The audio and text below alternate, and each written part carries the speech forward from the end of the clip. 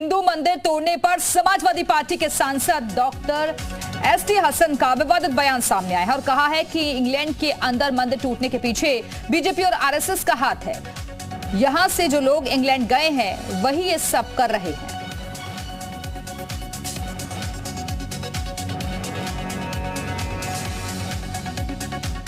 तो इंग्लैंड में हिंदू मंदिर तोड़ने पर समाजवादी पार्टी के सांसद डॉक्टर एसटी हसन का ये विवादित बयान सामने आया है। इस घटना के पीछे उन्होंने बीजेपी और आरएसएस को जिम्मेदार ठहराया है।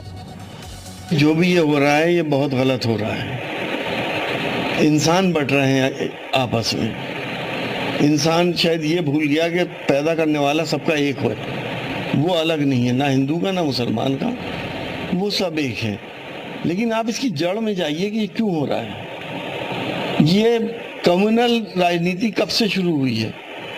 आरएसएस और बीजेपी की तो इसकी बुनियाद है। इनकी तो सारी राजनीति इसी पे डिपेंड करती है।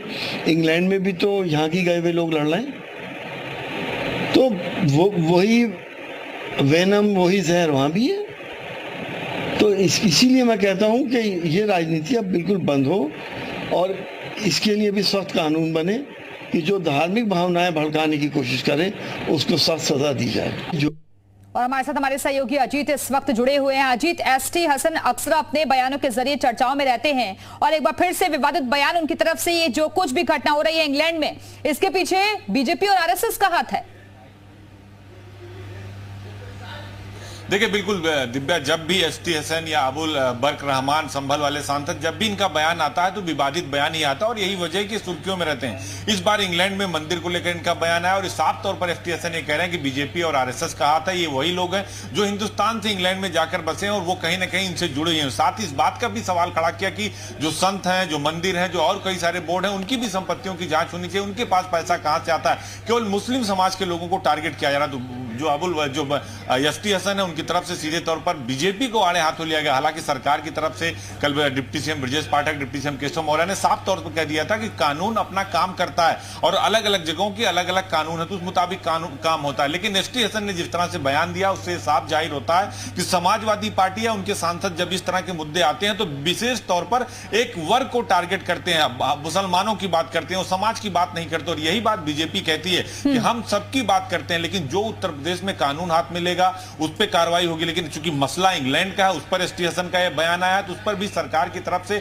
कल भी ये कहा गया था कि जो हुआ वो ठीक नहीं हुआ और अलग अलग देशों के अलग अलग कानून है, वहां के मुताबिक वहां कार्रवाई होनी चाहिए। लेकिन वो हिंदुस्तान से उसको जोड़ रहे हैं। बिल्कुल अजीत, जाहिर तौर पर घटना की निंदा करना ये ठीक है, लेकिन इसके लिए किसी राजनीतिक पार्टी को निशाना बनाकर उस पर आरोप मत देना ये कहीं का सही तरीके से नहीं उसको ठहराया जा सकता है। दूसरी बात ये कि क्या बीजेपी से कोई रिएक्शन मिल पाया है इसको लेकर?